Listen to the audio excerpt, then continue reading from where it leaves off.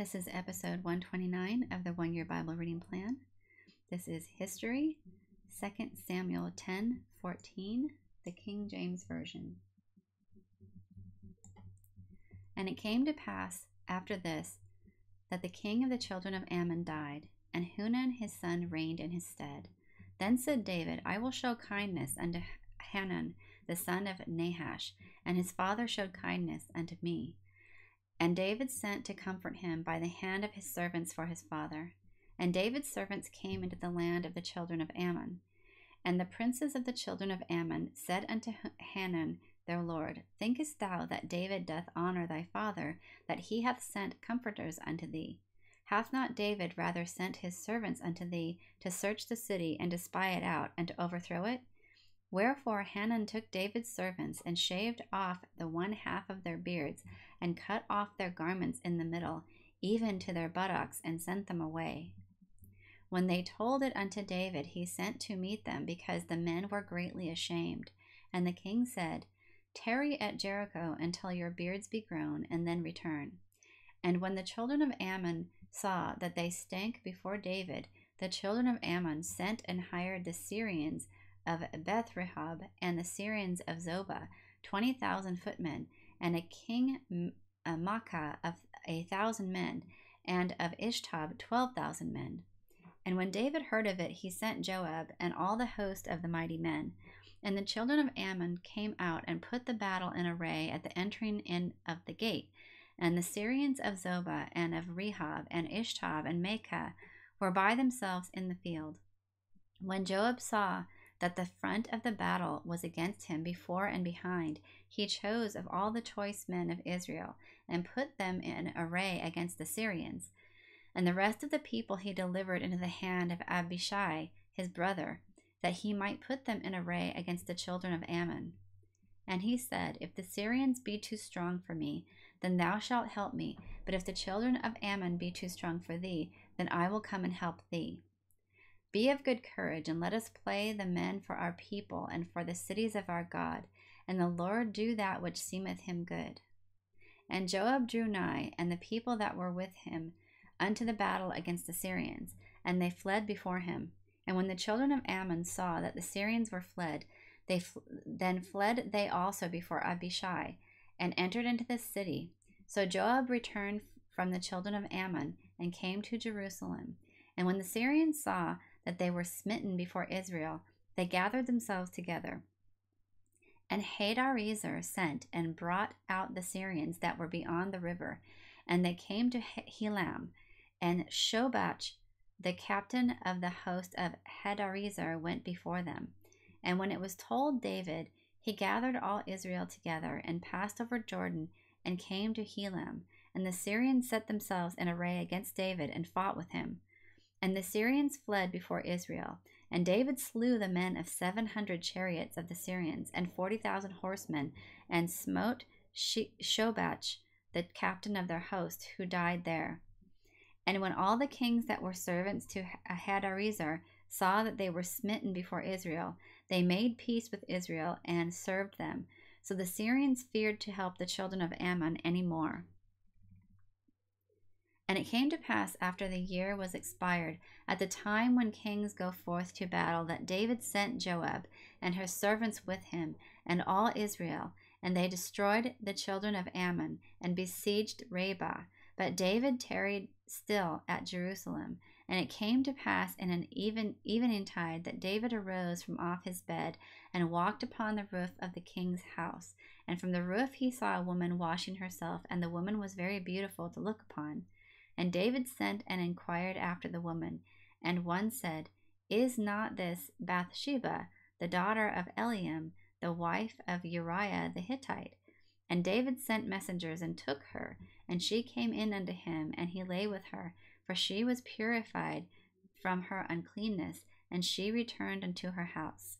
And the woman conceived, and sent and told David, and said, I am with child. And David sent to Joab, saying, Send me Uriah the Hittite. And Joab sent Uriah to David. And when Uriah was come unto him, David demanded of him how Joab did, and how the people did, and how the war prospered. And David said to Uriah, Go down to thy house and wash thy feet. And Uriah departed out of the king's house, and there followed him a mess of meat from the king. But Uriah slept at the door of the king's house with all the servants of his lord, and went not down to his house. And when they had told David, saying, Uriah went not down unto his house, David said unto Uriah, Camest thou not from thy journey? Why then didst thou not go down unto thine house?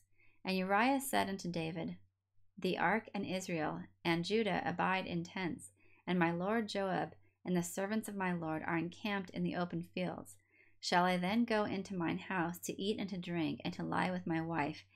As thou livest, and as thy soul liveth, I will not do this thing. And David said to Uriah, Tarry here today also, and tomorrow I will let thee depart. So Uriah abode in Jerusalem that day and the morrow. And when David had called him, he did eat and drink before him, and he made him drunk. And at even he went out to lie on his bed with the servants of his lord, but went not down to his house. And it came to pass in the morning that David wrote a letter to Joab, and sent it by the hand of Uriah. And he wrote in the letter, saying, Set ye Uriah in the forefront of the hottest battle, and retire ye from him, that he may be smitten and die. And it came to pass, when Joab observed the city, that he assigned Uriah unto a place where he knew that valiant men were. And the men of the city went out and fought with Joab, and there fell some of the people of the servants of David, and Uriah the Hittite died also. Then Joab sent and told David all the things concerning the war, and charged the messenger, saying, When thou hast made an end of telling the matters of the war unto the king, and if so be that the king's wrath arise, and he say unto thee, Wherefore approached ye so nigh unto this city when ye did fight? Knew ye not that they would shoot from the wall? Who smote Abimelech the son of Jerubbesheth? Did not a woman cast a piece of millstone upon him from the wall, that he died in Thebez? Why went ye nigh the wall? Then say thou, Thy servant Uriah the Hittite is dead also. So the messenger went and came and showed David all that Joab had sent him for. And the messenger said unto David, Surely the men prevailed against us, and came out unto us into the field, and we were upon them even unto the entering of the gate. And the shooters shot from off the wall upon thy servants, and some of the king's servants be dead. And thy servant Uriah the Hittite is dead also. Then David said unto the messenger, Thus shalt thou say unto Joab, Let not this thing displease thee, for the sword devoureth one as well as another. Make thy battle more strong against the city, and overthrow it, and encourage thou him. And when the wife of Uriah heard that Uriah her husband was dead, she mourned for her husband. And when the mourning was past, David sent and fetched her to his house, and she became his wife, and bare him a son. But the thing that David had done displeased the Lord. And the Lord sent Nathan unto David, and he came unto him and said unto him, There were two men in one city, the one rich and the other poor. The rich man had exceeding many flock and herds, but the poor man had nothing, save one little ewe lamb, which he had bought and nourished up, and it grew up together with him, and with his children. It did eat of his own meat, and drank of his own cup, and lay in his bosom, and was unto him as a daughter. And there came a traveler unto the rich man, and he spared to take of his own flock and of his own herd, to dress for the wayfaring man that was come unto him. But he took the poor man's lamb, and dressed it for the man that was come to him.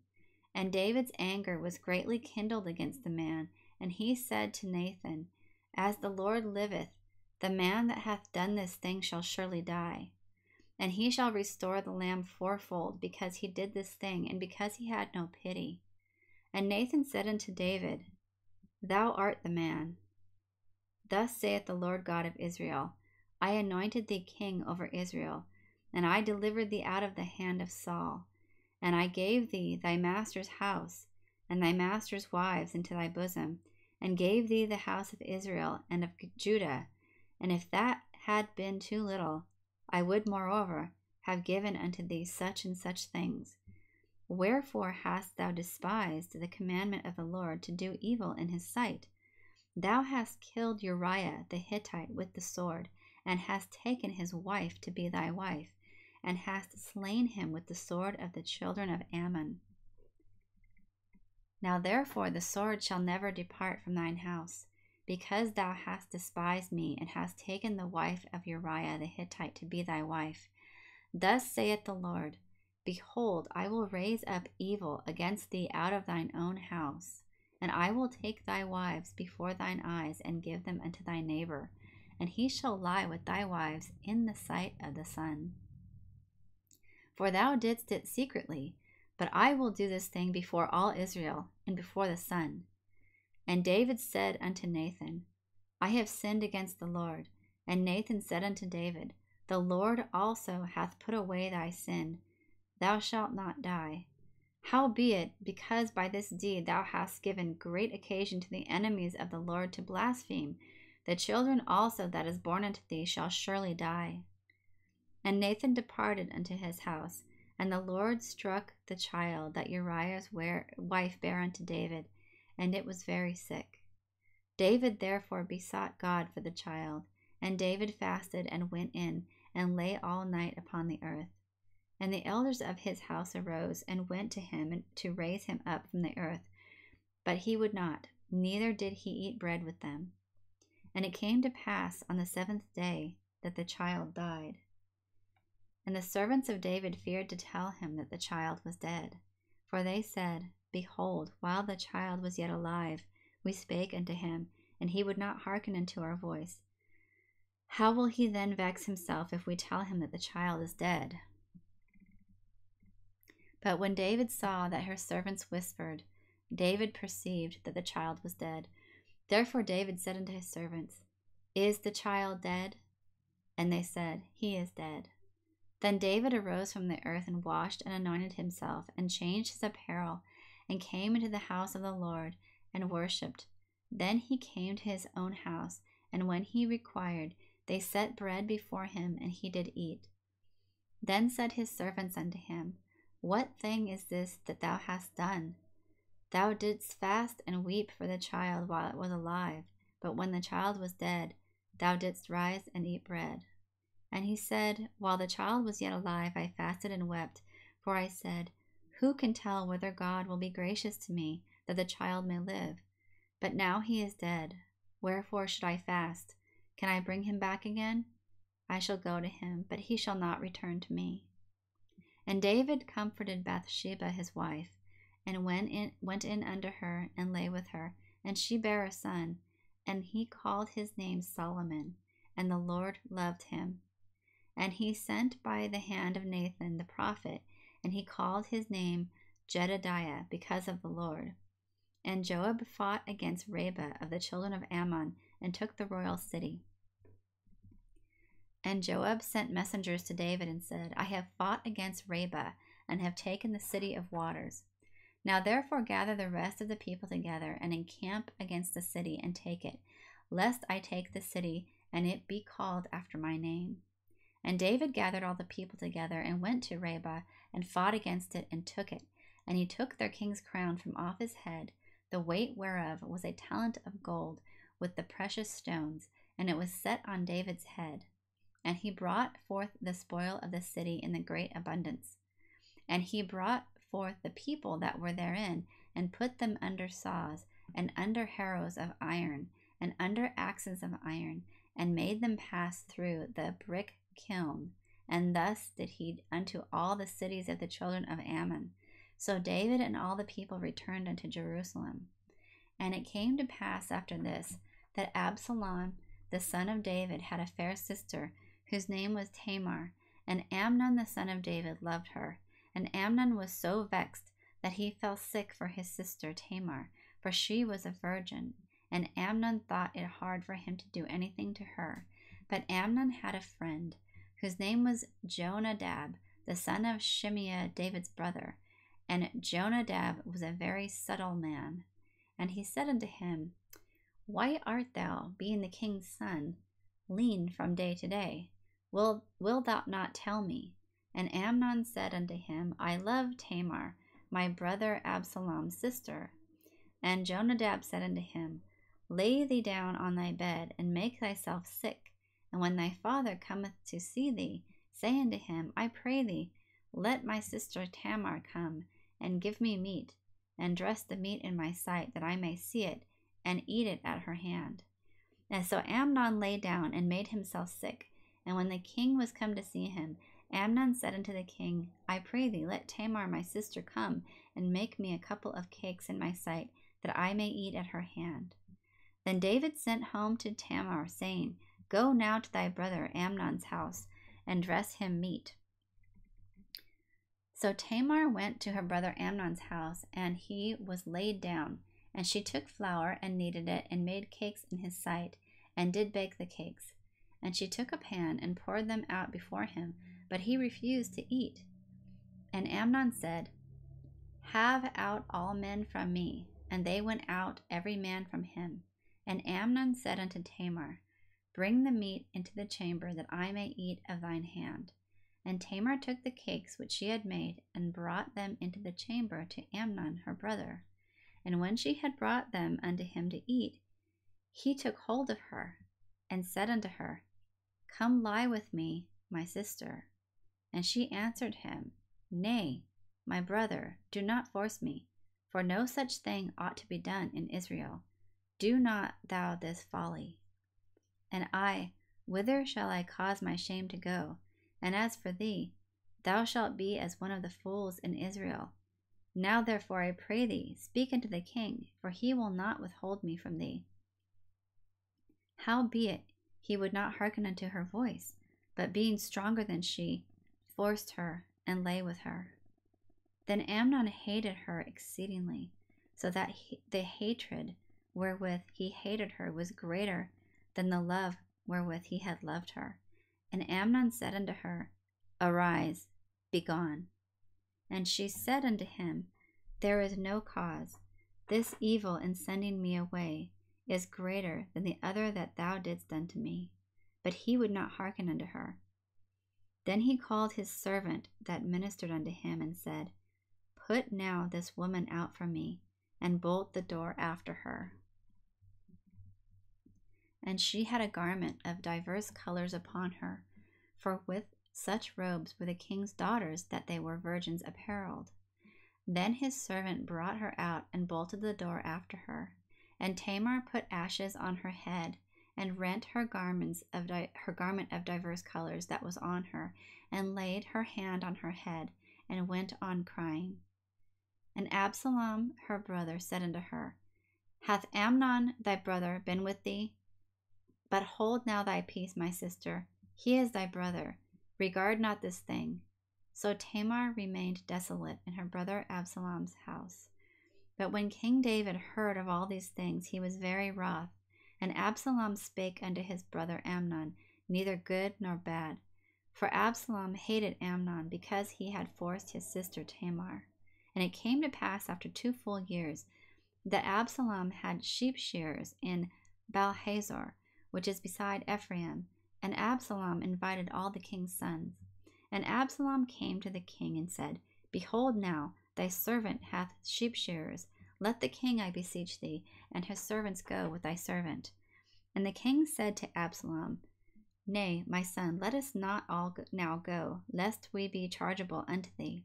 And he pressed him, howbeit he would not go, but blessed him. Then said Absalom, If not, I pray thee, let my brother Amnon go with us. And the king said unto him, Why should he go with thee?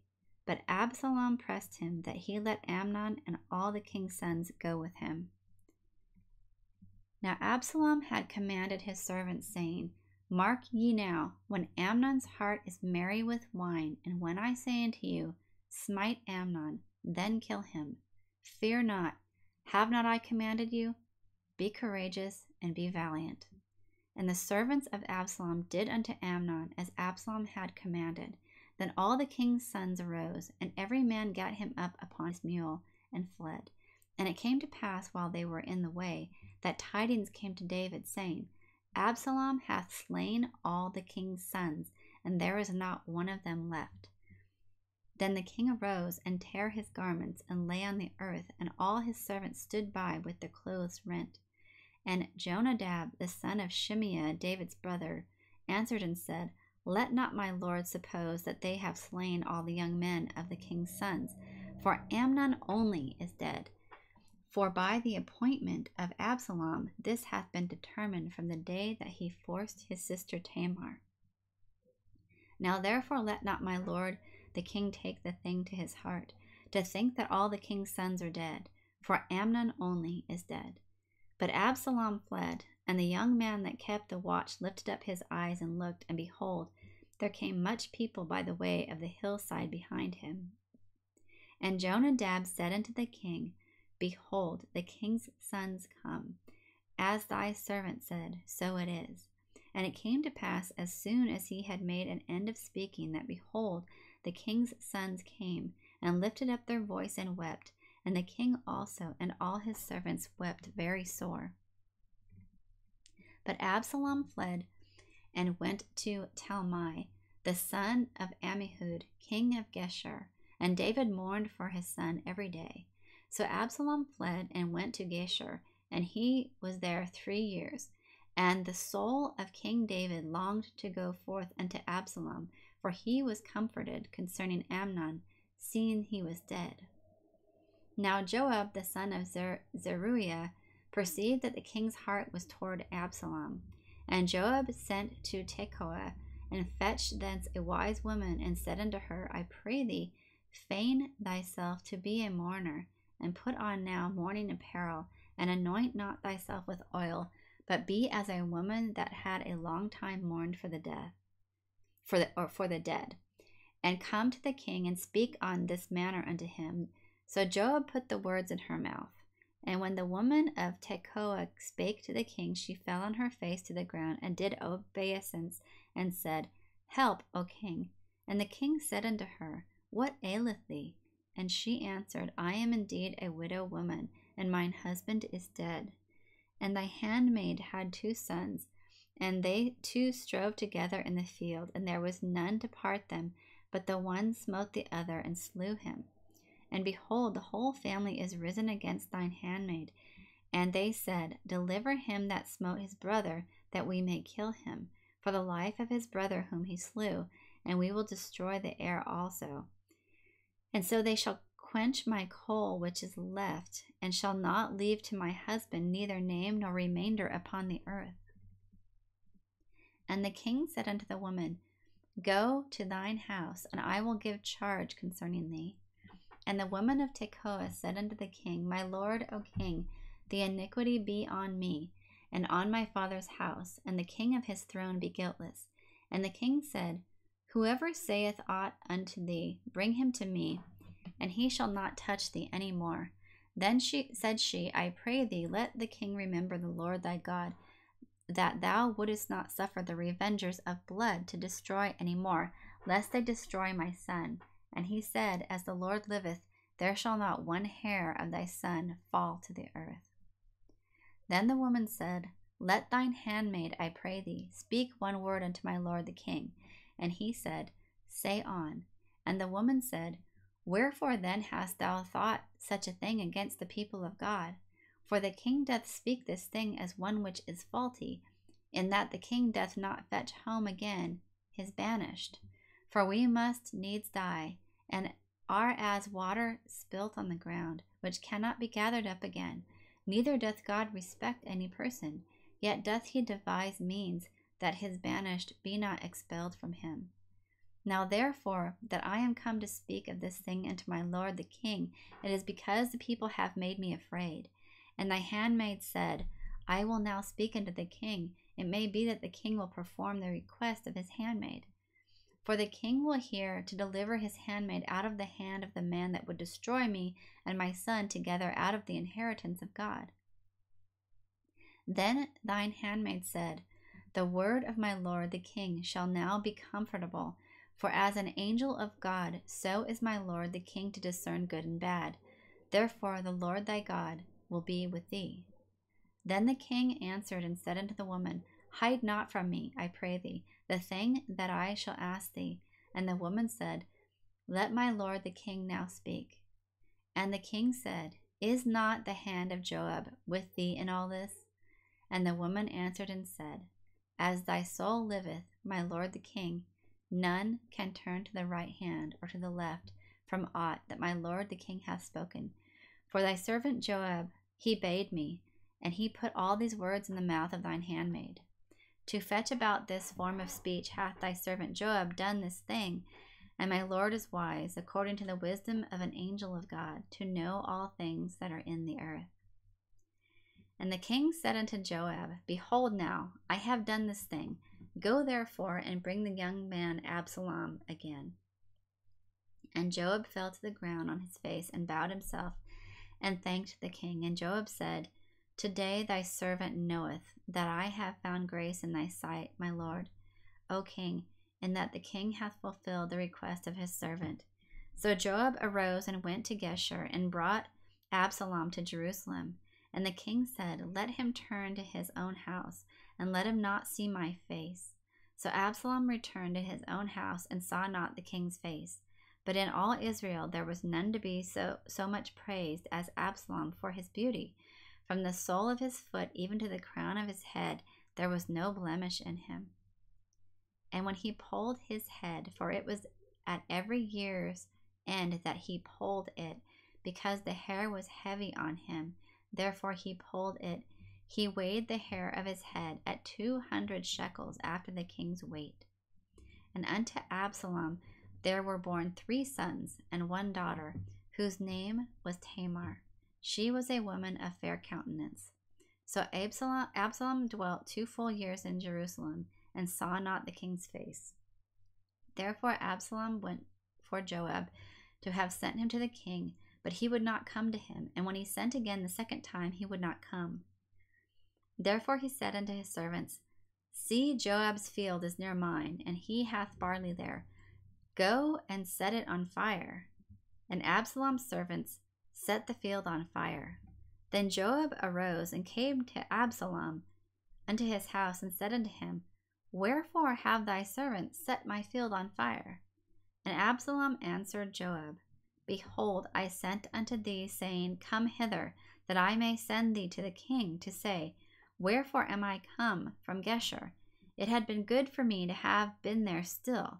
Now therefore let me see the king's face, and if there be any iniquity in me, let him kill me.